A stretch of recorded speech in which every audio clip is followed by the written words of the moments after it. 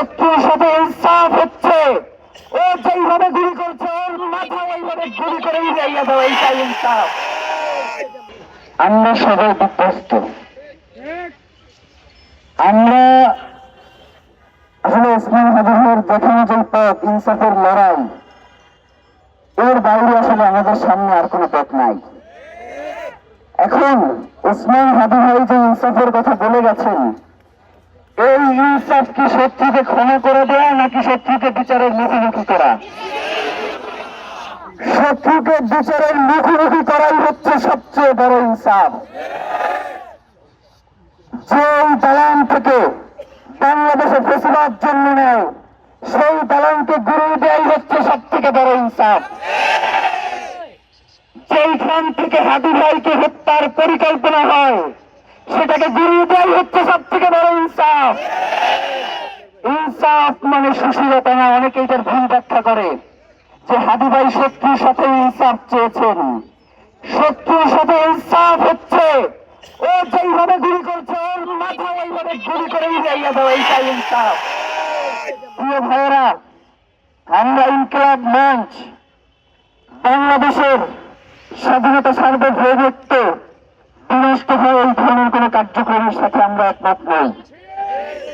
বাংলাদেশের স্থিতিশীলতা রক্ষার জন্য আমাদেরকে যদি জীবন দিতে হয়, আমরা তার জন্য প্রস্তুত রয়েছি। এই কথা হাদি ভাই আমাদেরকে একদিনের জন্য শেখান নাই, তিনি আমাদেরকে তুলে তুলে এইভাবেই তৈরি করে গেছেন। সুতরাং নির্বাচনকে নির্বাচনের সময়ই হইতে দিতে হবে। নির্বাচন নিয়ে কালক্ষেপণ করা যাইবে না, কারণ হাদি ভাইকে হত্যাকাণ্ডের পিছনে নির্বাচনকে পেছানোর একটা ষড়যন্ত্র রয়েছে। সুতরাং নির্বাচনকে পিছানো এবং হাদি ভাইয়ের বিচার দুইটা আলাদা বিষয়, দুইটাকে কখনোই আপনারা এক করবেন না। নির্বাচনের সময় হবে, হাদি ভাইয়ের বিচার, এটার জন্য আমরা সময় দিয়েছি 1 মাস। নির্বাচনের এখনো বাকি আছে প্রায় 2 মাস থেকে 2.5 মাস। সুতরাং আমরা তো সময় বেঁধে দিয়েছি তাদেরকে 1 মাস। 1 মাসের মধ্যে হাদি ভাইয়ের খুনিদেরকে গ্রেফতার করে বিচারের মুখোমুখি করতে হবে এবং নির্বাচনের সময়ে নির্বাচনকে বাস্তবায়ন করতে হবে। কিন্তু আমাদের আশঙ্কা হয়, আপনারা যে নির্বাচন করবার কথা বলেন, বিগত সকল নির্বাচনের থেকে একটা সুষ্ঠু সুন্দর নির্বাচন করবার মতো কথা আপনারা বলেন। হাদি ভাই গুলি করা হয়েছে আছে কতদিন?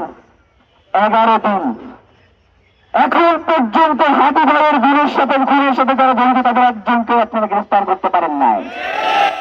তার পিতামাতাই গ্রেফতার করছেন, তার পিতামাতাকে এই খুন করে দিয়ে গেছে। তথ্যের দরকার ছিল, ওকে ঠিক আছে, তাদেরকে তুলে আনছেন, ঠিক আছে।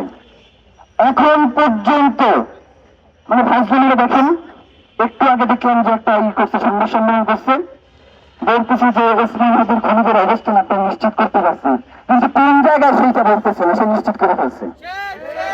মানে বেড়া তাদেরকে নিশ্চিত করার জন্য বলছি না, তারা গ্রেফতার করার জন্য বলছি। ওসমান হাদি ভাইয়ের খুনিদেরকে অতি দ্রুত যদি গ্রেফতার করা না হয়, বাংলাদেশের যে কোনো পরিস্থিতির জন্য এই সরকারকে দায়ী নিতে হবে। এই সরকার বলতেই খালি ডক্টর ইউনূস। 5 তারিখে বাংলাদেশের সকল রাজনৈতিক দল এবং বাংলাদেশের আইন শৃঙ্খলা বাহিনী এবং ডিফেন্স সবাই মিলে এই রাষ্ট্রের দায়িত্ব নিয়েছিল, ঠিক কিনা?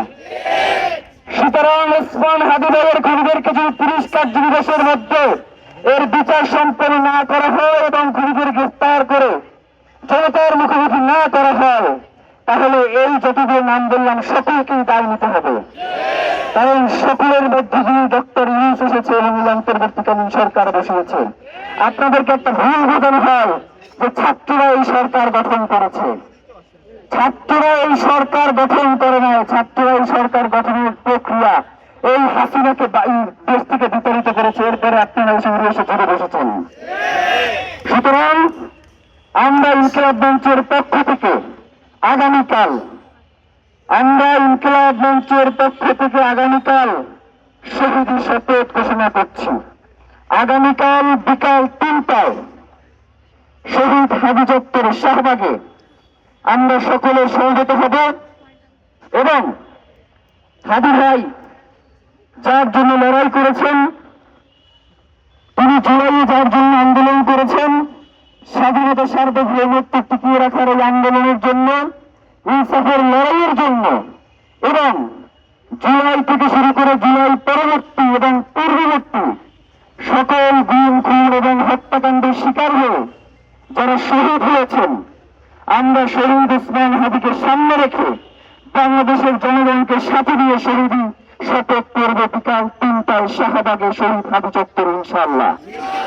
আপনাদের সকলকে আগামীকাল শহীদ হাদি চত্বরে বিকাল 3টায় সকলকে শহীদী শপথ গ্রহণ করবার জন্য এবং এই লড়াইয়ে সকলকে সামিল হওয়ার জন্য এবং এই লড়াইকে প্রতিফলন করার জন্য আমরা ইনকিলাব মঞ্চ এবং বাংলাদেশের জনগণ সবাইকে উদারত আহ্বান জানাচ্ছি। সবশেষ একটা কথা, শহীদের পরিবার আপন ভাই যিনি একদিন রিক্সায় ছিলেন ভাইয়ের সাথে, ভাই প্রচন্ড ট্রমাটাইজড। ভাই আমাকে বলছে ফোন করে